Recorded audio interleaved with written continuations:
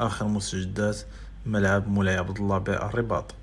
والإخوان من جهة المقابلة المنصة كاين هنالك وضع الأساسات اللي غادي تكون تستقبل إن شاء الله أكبر مدرج غيكون في التيران، هو المدرج الأخير. هذا المدرج غادي يكون كبير، يعني غادي استمرار لعمل الأساسات الصلبة والأساسات الدائرية اللي تكون كتحمل واحد الوزن كبير.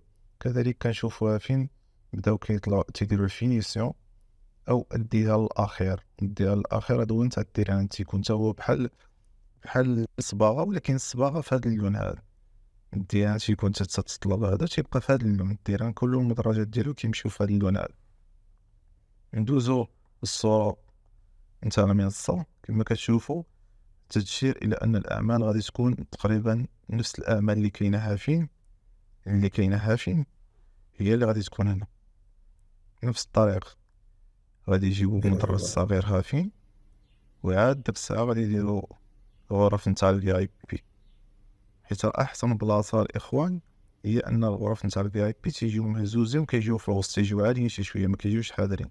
يعني يكون مدرج كامتداد لهذا الطابق هذا، وهذا يجيو غرف الفي اي بي ان شاء الله. هافي هذه هي الخدمه. خلاص هذا هو المدخل الرئيسي. وبالنسبه للبلاصه نتاع المدربين ونتاع اللاعبين راه غادي تكون هافين الاخوان، غتكون لتحت هافي، غتجي انتيغري بحال داكشي نتاع الملاعب الانجليزيه. الصورة الموالية الإخوان في المدرج الشمالي، كنشوفوا الإخوان تبداوها في المدرجات الجاهزة. راه فين كاين تقريبا واحد 18 ولا 20 مدرج،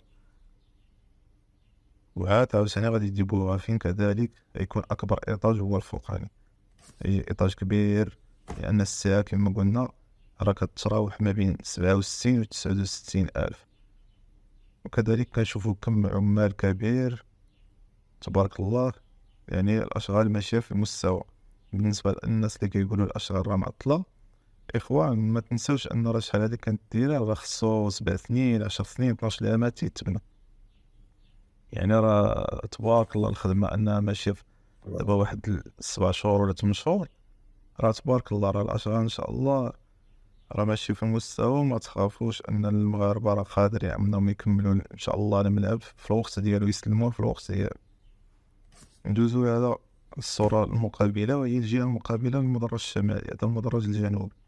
كذلك نفس الأشغال اللي كاينة في المدرج الشمالي تكون في المدرج الجنوبي، يعني غادي يكون هنالك توازن ويكون تناسق في المدرجات.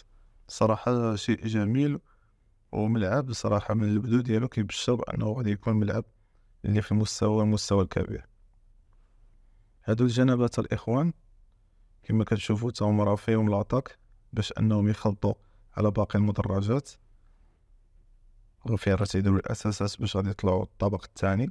وكنشوفوا تا الملعب اللي غادي يكون ان شاء الله الملعب الملحق، ماشي الملعب الملحق، اللي غادي يكون ملعب نتاع العاب القوى، حيت عارفين ان الرباط كتحتضن ديما السباق الدولي لالعاب القوى.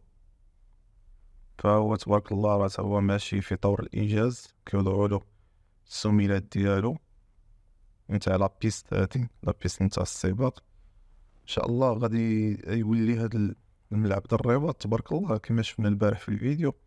كاينه القاعه المغطاة اللي ولات صراحه بواحد المستوى عالمي. كذلك كاين المسبح الاولمبي اللي هو تبارك الله كيرقى للمستوى العالمي. وكذلك غيكون هذا الملعب الاولمبي اللي جديد كليا بواحد الديزاين اللي غادي يكون ان شاء الله مزيان.